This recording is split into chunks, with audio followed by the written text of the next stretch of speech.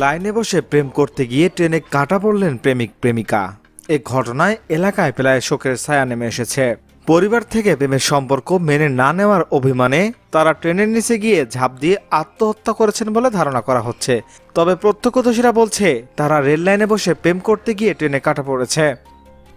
জানা যায় টাঙ্গাইলে ট্রেনে কাটা পড়ে দুজনের মৃত্যু হয়েছে। বুধবার সকালে উপজেলার কাশিল ইউনিয়নের জোরবাড়ি এলাকায় এই দুর্ঘটনা ঘটে। নিহতরা হলেন টাঙ্গাইল সদর উপজেলার গরাসিন মধ্যপাড়া গ্রামের আবুল মিয়ার ছেলে হাবিল মিয়া ও একই উপজেলার হুগরা ইউনিয়নের মাসানন্দনাল গ্রামের মঞ্জুরুল ইসলামের মেয়ে রীতা আক্তার।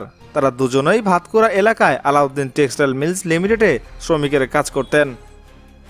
পুলিশ ও স্থানীয় সূত্র থেকে জানা গেছে, একই প্রতিষ্ঠানে কাজ করার সুবাদে হাবিল ও রীতার মধ্যে প্রেমের সম্পর্ক গড়ে ওঠে।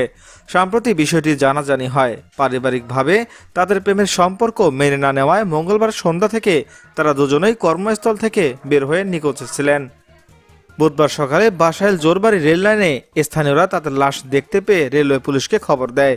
জোরবাড়ি লেভেল ক্রসিংয়ের গেটকিপার সুলতান আহমেদ বলেন, ভোর 4টার দিকে নীলসাগর এক্সপ্রেস ট্রেনে কাটা পড়ে তাদের মৃত্যু হয়। পরে রেলওয়ে পুলিশ এসে লাশ নিয়ে গেছে।